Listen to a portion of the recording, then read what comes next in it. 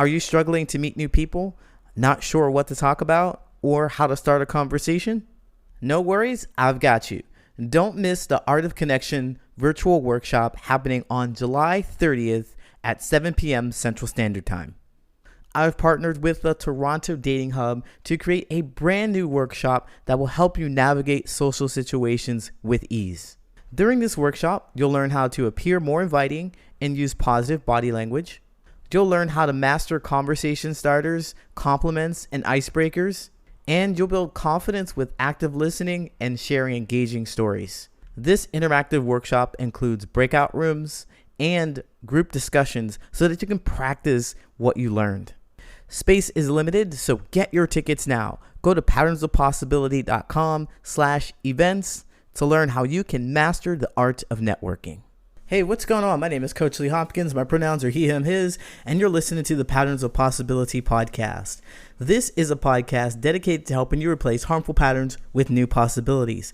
In each episode, we'll explore topics that inspire you to be yourself, live your truth, and make lasting connections. And this episode, we're going to talk about that one person who always had the opinion of the opposite side, the devil's advocate. That person.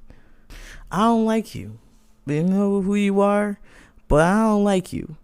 And I want to say that if you have one of those people in your circle, are you ready? Let's go.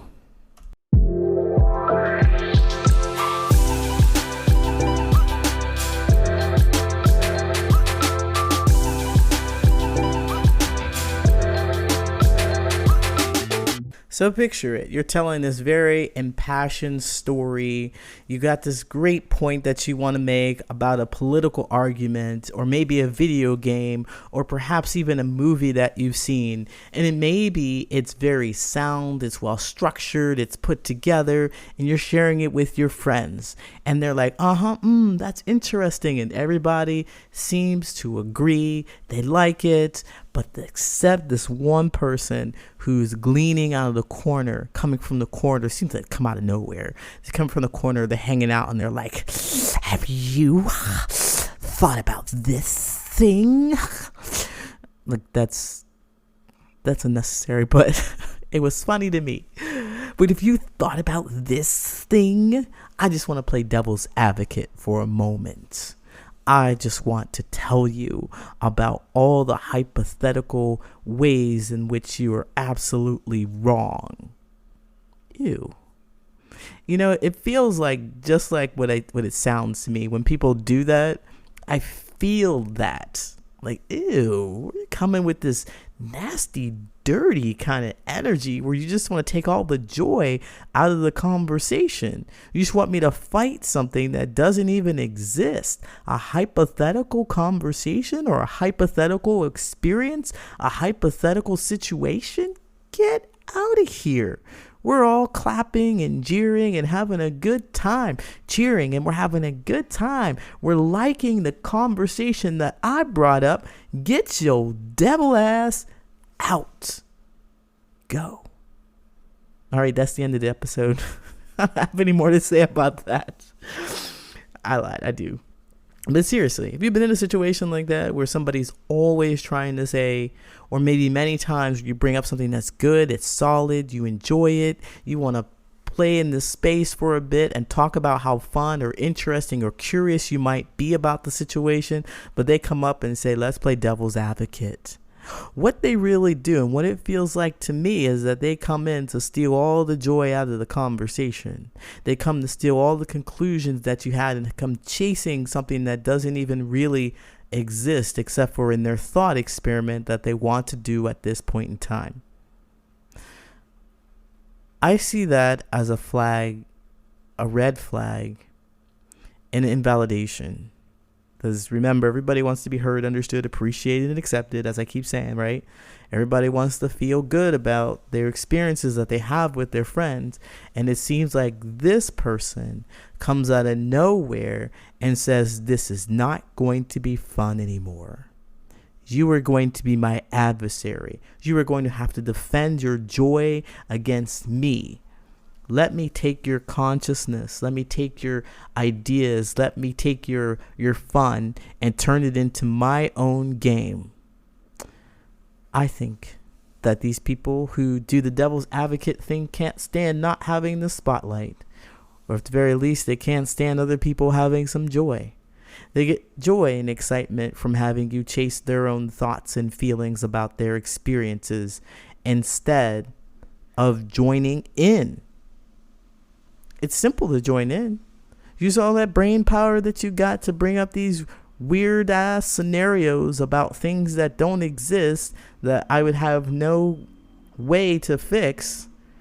That's change that mindset and bring some joy and think about how I might be right about this. Think about how it might be fun to see the world the way I do. Devil's advocates are incredibly disconnecting for me. Just seeing those people, you're having fun? Not anymore. Fight me. Now, I don't like that, as I said. I don't like that, but some people might be saying, look, Lee, you're going too far. You know, they're just trying to have a little bit of fun. They're trying to challenge you. That's how y'all sound to me. They're just trying to challenge me. Get out of here. No.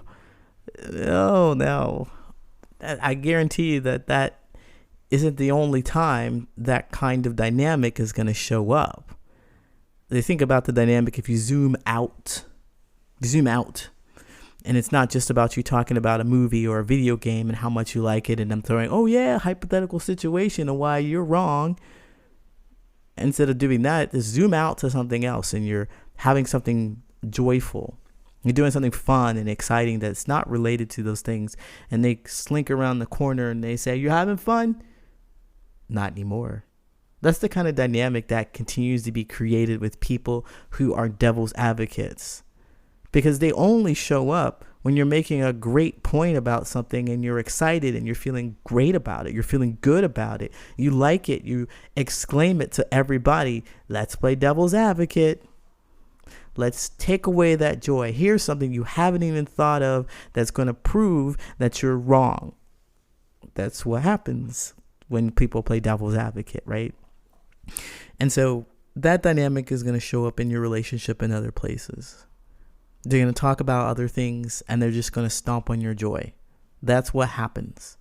And they get excitement from seeing you being upset or seeing you being upset.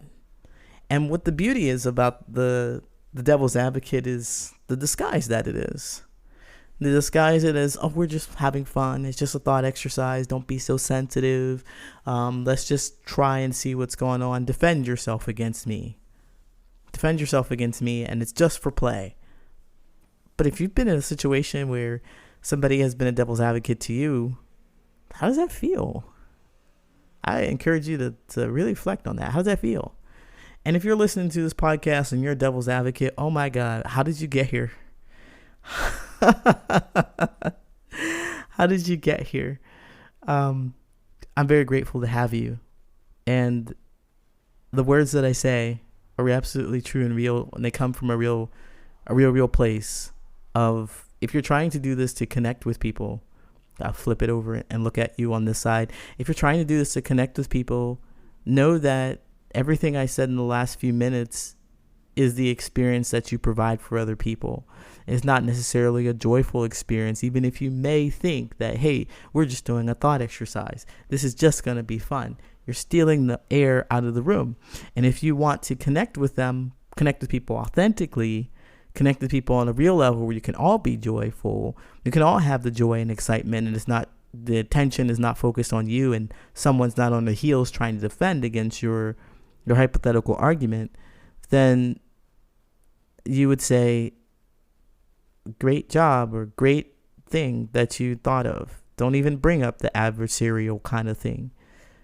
It doesn't serve a purpose here but to just make the other person feel a bit smaller. If that's your intention, well, hey, that's what you're doing. But if it is not your intention and you want to just be a part of the group, go for something that's a little more with the flow. Everybody's having a fun time. Don't be like, stop. Bad time. Or have you thought about this? that can throw a wrench in that thing. Now, we're talking about devil's advocate. Okay, we're not talking about people who are writing code and looking for bugs and things like that. We're just talking about hypothetical situations. Okay, there's a purpose, there's a place, you have a skill set there looking for things that could go wrong. There's a skill set for that. There's use for that. And a quick story that popped in my head just now. I used to have a friend that I was pretty close to, and we would talk quite a bit. We started to get really, really close. Something was shifting for me, and I was really starting to recognize these patterns in people and the way people spoke and the way I received information from them, how I felt about what I received and so forth. And I realized that on one day on a phone call, we were just talking, and he would just come up with problems. He just had a problem and a problem and a problem and a problem. And I always had to answer. I was like, solution, trying to get a solution. But he wouldn't even hear the solution. He would just go immediately to the next problem. I was like, wow. You know what? I'm not going to tell you any more of my solutions, because all you do is have problems. All you do is have a problem. You just go to a problem. You don't even care for the solution that I give you. What am I doing? I'm wasting my time and energy talking to you. And these are words that I said to him. I'm wasting that time. I'm not going to give you any more solutions to your problems, because you didn't care for the solutions, right? We established that. And so he began to hear that, and he was like, oh, wow, I just have a bunch of problems. I just bring up a bunch of problems, don't I? I just got a bunch of problems. And I'm like, yeah, you do. Yes, you do. But that doesn't mean that it's a bad thing. And he's like, what are you talking about? That doesn't mean it's a bad thing. That doesn't mean it's a bad thing. And he's like, you just said that you weren't going to help me. Yeah, I did say that. But I'm not saying that the fact that you're really great at identifying problems doesn't mean that you are a problem. There's a solution, or there's a reason that you're able to do that. That's a skill. It always is. It's a skill set. How, Lee? How? Well, one way I could think of, and one way I shared with him, was, penetration testing. Because writing code, right? You write software, you write code, and before you put it out there on the market, before the software companies put it out there in the market, they hire people to break it. They do it for everything, all kinds of software. But essentially, you want to make sure it works. You hire people to look for the problems. That's it. Some people are really, really good at looking for problems rather than solutions. And that's for a good reason. That's for a purposeful reason. So you, devil's advocate out there, if you're listening, you're still listening. I love your face. I love you so much. This idea of you being a devil's advocate is just not appropriate to be applied in that situation where everybody's having joy. Somebody out there would need your skill set in which you're finding a hypothetical problem that they hadn't thought of and that could possibly happen that they need to go test for. It's not your friends. It's not in this goofy conversation about movies and fun things that they like. It's not it. That's not it. Just keep that in mind, all right? Hey, Patterns of Possibility fam. If you'd like a little more guidance and hands-on support, then I've got great news. You can hire me as your own personal coach. Go to patternsofpossibility.com/coaching to apply for individual or group coaching. In this 12-week program, I'm going to help you make the meaningful connections that you deserve. After this coaching program, I promise you'll be able to do 3 things. 1, you'll be able to clearly identify who belongs in your tribe and who doesn't. Say goodbye to those people who are wishy-washy, you're unsure of. No, you will know for certain whether or not they deserve to be in the same space with you. And second, you are going to know that your thoughts and feelings are valid and worth expressing. So if you do have feelings about your friends not holding up boundaries or not holding up space for you or not meeting your needs, then you are not going to shy away from telling them. You will be able to communicate your boundaries in a clear, concise manner and advocate for yourself in your relationships. And finally, you are going to learn how to start and stop conversations with strangers and steer them towards topics that are interesting and important to you. I don't know about you, but I don't have weeks, months, years to discover whether or not me and my new friend have compatible values. If you know what you're looking for, you can discover if you're compatible in just a few conversations. If all this sounds good to you and you're ready to make those meaningful connections, go to patternsofpossibility.com/coaching to find out more information. Again, go to patternsofpossibility.com/coaching to find out more information. I look forward to working with you. Now it's time for your listener letters. If you have burning questions about your friendships and your platonic relationships with your coworkers and so forth, let me know. Write me at patternsofpossibility@gmail.com and I might just read your letter out loud. Hey, I'm a 27-year-old female working on breaking free from my people-pleasing habits. In the past, I've had folks take advantage of my doormat tendencies. I'm not upset about it though. It was in the past. Recently, I began to establish some boundaries, but I wanted to know if I'm being unreasonable or antisocial by executing them. Lately, I've made some new friends, and I've noticed invites to go to places often come with an unspoken condition. I end up being the designated driver, usually initiated by one of the girls. If not, it's just a vague, "oh, you're welcome to join" sort of situation. I never really understood why the formal invite had to always have an expectation attached, but I just accepted it twice. And this really became exhausting, so I stopped doing it after 2 times. Fast forward, I got invited somewhere, but the invite got taken away without anybody letting me know. This was an overnight setting, so they ended up getting a hotel. Even though I'd already RSVP'd, the plans went on without me. I started to distance myself from this new group of friends, and the host of the hotel party texted me asking me for a favor. She asked me to loan her money until she gets her hotel deposit back, which means the folks she invited left her with the bulk of the bill. I said I didn't have it. I'm wondering if I'm being mean here. I do have extra cash, but because she only texts me when she needs a driver or a therapist or a favor, I didn't want to be taken advantage of again. Am I being inconsiderate for not wanting this person to continue to take advantage of me? I can notice passive aggressive behavior toward me as a result of my actions. All right. Well, I like this, that you are really becoming more aware of the people-pleasing tendencies and that you stopped after getting these notices twice or invites twice. They're always attached with you being a designated driver. So they want you to do something for them. They only want you for what you can provide for them. They're not really interested in you as a person. That's what it seems like here. I want to say kudos to you for catching this and being like, yeah, nah.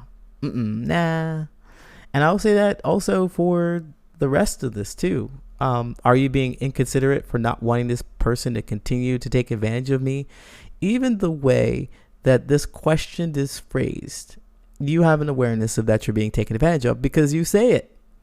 Am I being inconsiderate for not wanting this person to use me? Inconsiderate of who? Inconsiderate of what?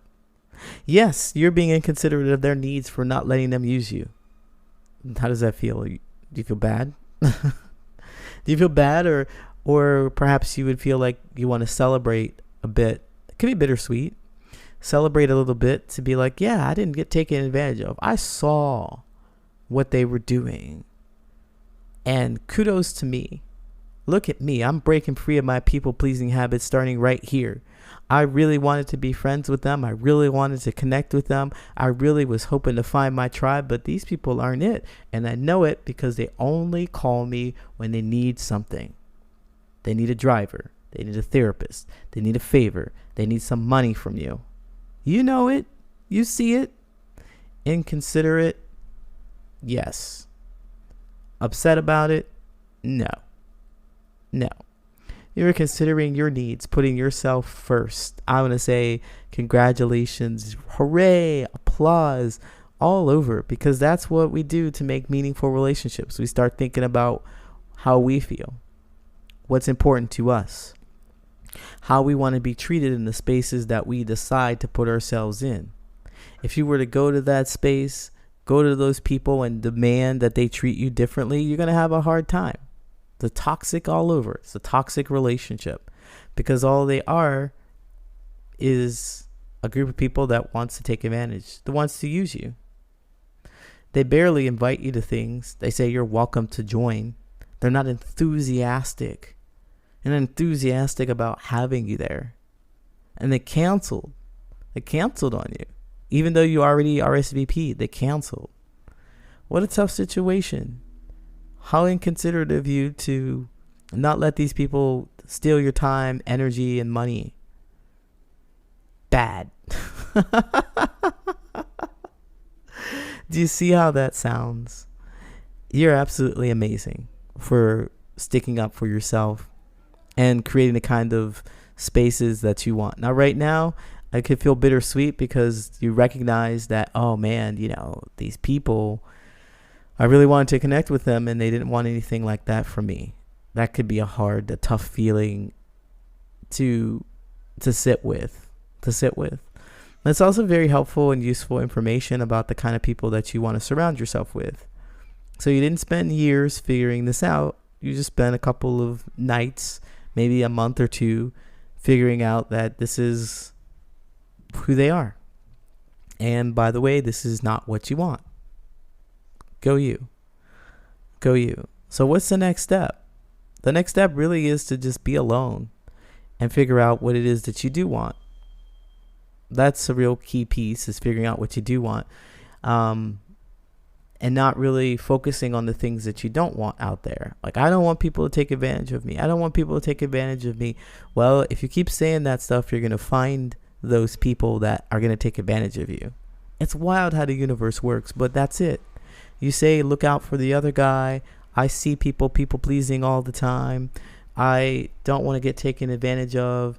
And the next thing you know, you're in the spaces with people who are trying to do just that. So instead, we're going to spend some time figuring out what it is that you do want from people. How do you want to be treated? I'm pretty sure, like, one of the things that I would say in here is like, you're welcome to join sort of situation. Just, you don't want people that are just, come if you want. No, you want people to look at you with starry eyes. They're looking at you like, it won't be the same without you, Jessica. I need you to come because you're the best. And all the things we love about you. It's so exciting. I love to hear your stories. I love to learn more about your crocheting. I want to see some of your crochet animals. That's fantastic. Tell me more about your artwork. Tell me more about your job. You're having a good time? You're killing it? You made a great sale? Tell me more. That's how my friends respond to me. They're excited about me. I'm excited about meeting them. It's not, you're welcome to join. No, it's going to be fantastic. It won't be the same without you. Stuff like that. Generally, you want to gravitate towards those people. I would say another thing that you would notice, because I love to give praises and kudos and all kinds of accolades for when people are doing amazing things and taking care of themselves. You said you notice passive aggressive behavior towards you as a result of your actions. So as they've decided that they're not going to treat you with even a little ounce of respect anymore. They're going to be more aggressive towards you. And you peeped that. You saw it. You're like, yeah, I see that. Inconsiderate. Who's inconsiderate?